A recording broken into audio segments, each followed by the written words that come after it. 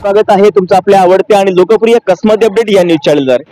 तर सध्या 2024 लोकसभा निवडणुकीचे वारे वाहू लागले आहे आणि अशा या लोकसभेच्या या रणधुमाळीमध्ये कोण बाजी मारणार हा जनसामान्यांचा कौल घेण्यासाठी आपण कंधाणे हे इंदोर आग्रा हायवेवरील मालेगाव तालुक्यातील एक गाव आहे आणि या गावच्या फाट्यावर आपण उभा आहे। तर जाणून घेऊया इथल्या जनसामान्यांचा काय कौल। एक दुकान आहे कॉर्नरलाच आणि काही दुकानदार उभे आहेत, तर आपण त्यांच्याशी चर्चा करूया। नमस्कार दादा। नमस्कार, नाव काय आपलं? समाधान जाधव। समाधान भाऊ, या जरा खाली आणि इकडे। त्या 2024 लोकसभा निवडणुकीची रणधुमाळी सुरू आहे आणि कोण येईल केंद्रामध्ये, बीजेपी की काँग्रेस? हे बघा, आम्हाला राजकारणाचं त्याच्यात काही घेणं देणं नाही, फक्त काम करणार नेता पाहिजे। बरं, आज रोजी इतका दुष्काळ आहे, तर पाण्याची एवढी टंचाई आहे, तर पाणी आज रोजी माझ्या स्वतः घरातले माझे काकू आणि बहीण एक्सपायर झाले विहिरीमध्ये पडून सनी। त्याच्यामुळे नेता मंडळी कुठल्याही कामात झाले नाही। आज रोजी एक माणसाने असं का तो त्याला कुठलाही पद नाही, काही नाही, बंडू काका बच्चाव बर का, त्यांनी जोडीला 5 टँकरी मोफत पाणी वाटप सुरू केलेली त्यांनी। त्याच्यामुळे काहीच बोलू शकत नाही, राजकीय आम्हाला घेणं देणं नाही। त्या माणसाला आज कुठलंही पद नाही, त्या माणसाने आज 5 टँकरी जोडीला वाटप केलेलं आहे, बस एवढं सांगू शकतो। काय नाव आपलं? विनोद नत्तू पवार। सध्या लोकसभा निवडणूक 2024 ची रणधुमाळी सुरू आहे। काय वाटतं केंद्रामध्ये बीजेपी की काँग्रेस, कोणता पक्ष बाजी मारू शकतो? बीजेपी बाजू मारू शकते। काय वाटतं की पंतप्रधान पदावरती जे जाणारे आहेत, तर ते तुम्हाला वाटतं की आपल्या आतून की हो तेच पाहिजे आपल्याला? तर आतून तेच पाहिजे, पण त्यांचे जे खालचे लोक आहे, सुभाष भामरे यांनी 10 वर्षात कुठलाही विकास केलेला नाही आणि कुठल्याही गावाला एक काम दिलेलं नाही। त्या माणसाबद्दल आमची ग्रामीण भागात नाराजी आहे। आम्ही मोदीकडे पाहून मतदान करतो हे बात नक्की, पण मोदीकडचे खालचे लोक साधारण जनतेचा विकास करत नाही। मग आता तुमचं म्हणणं असं आहे की डॉक्टर सुभाष भामरे यांच्यावर तुम्ही नाराज आहात। मग आता कॉम्पिटिशन मध्ये आहे डॉक्टर शोभा बच्छाव आणि डॉक्टर सुभाष भामरे, मग तुम्ही तुमचं योग्य मत म्हणजे एक तर सुभाष भामरे की मग शोभा बच्छाव? आम्ही तर बीजेपीला मतदान करू, पण लोकांची समस्या सोडली पाहिजे। कांद्याचा विचार केला पाहिजे, कापूसचा भाव नाही, शेतकरी वर्ग नाराज आहे, पूर्ण दुष्काळीचे पैसे मिळाले नाही। म्हणजे शेतकरी हा देशाचा अर्थव्यवस्थेचा कणा आहे आणि तो आता पूर्णपणे मोडलेला आहे। एवढं मोडलेलं असताना सुद्धा आपल्याला डॉक्टर सुभाष भामरे यांनाच मतदान करायचंय, बरोबर? फक्त मग तुम्ही त्यांना सांगू इच्छिता की परत ही अशी गैरसोय व्हायला नको किंवा असं काही आम्हाला पुन्हा त्रास व्हायला नको? आमचं म्हणणं तेच आहे, म्हणजे पुन्हा एकदा त्यांना संधी देणार तुम्ही? गरीबाचा प्रश्न सोडला पाहिजे, शेतकऱ्याच्या हिताच्या गोष्टी झाल्या पाहिजे। शेतकरी ग्रामीणचा आहे, याला कुठला सहारा राहत नाही आणि शेतकरीचा प्रश्न जर सोडला नाही, आम्ही जसं मोदी साहेबांना आतुरतेने बघतो की आम्हाला वाटतंय बुवा की मोदी साहेब प्रश्न सोडवतील, पण मोदी साहेब बी प्रश्न सोडत नाही आणि खाली ते स्थानिक लोक राहतात इलेक्शनला उभे। सुभाष भामरे आता 3ऱ्या वेळ उभा आहे, यांनी एखादा विकास दाखवून द्यावा, ग्रामीणला एखादं काम दिलंय बुवा। मी कंधाणे गावाचा शाखा प्रमुख आहे, आमच्या गावाला आम्ही 130 पत्र दिले, बाबांकडे कामाची मागणी केली, गेल्या 10 वर्षात एकही काम कंधाणे गावाला दिलं नाही, ही आमची याच्याबद्दल नाराजी आहे। धन्यवाद दादा, तुम्ही आपल्या प्रतिक्रिया दिल्या। काय वाटतं बोलणार तुम्ही? नाव काय? माझं नाव प्रवीण वाघ। येणारा जो काळ आहे तो कुठलाही कार्यकर्ता असो, आम्ही बीजेपीलाच मतदान करू, एवढं सांगू इच्छिता तुम्ही? म्हणजे बीजेपीला केंद्रात मोदी सरकार आलं पाहिजे तुम्हाला वाटतं? हो। ओके, धन्यवाद दादा। रेखाबाई बाबा मुटेकर। मग करताना आम्ही मतदान करतो, मग करील।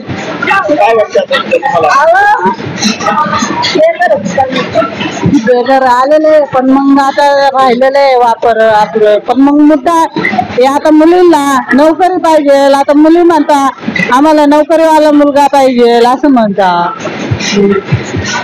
सुभाष दोनदा गरजे राहणार कंधाणे। आमची अशी आजची इच्छा आहे की शेतीमालाला भाव रे बा, असं त्यावरून आम्हाला नाराजी आहे बा असं। अच्छा, मग तुम्हाला काय वाटतं बीजेपी सरकार यायला पाहिजे की काँग्रेस सरकार यायला पाहिजे?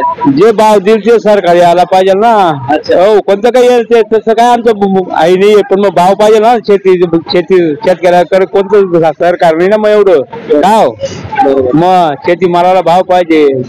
हो, मोदी बी आलं, मोदी बी काय व्यापारीच आई करतो बा, शेतीमालाला भाव देत नाही, काही नाही। राहुल गांधी आल्यानंतर राहुल गांधी भाव देतील का तुम्हाला? ते काही सांगता येत नाही ना तसं का। मग आपण शेतकऱ्याचं तेच म्हणणं ना, शेतीमालाला जर भाव नाही तर काय उपयोग आहे सरकार निवडून दुसरं कोणतं बी आलं तर? का मग तेच पाहिजे आम्हाला, दुसरं काही नाही. कोणतं काही सरकार यानं पण टीव्हीला दिसेल का ते? मग तेच ना, मग सांगा नाव सांगा. अर्जुन पूर्ण नाव सांगा. हो. अर्जुनवाला पवार.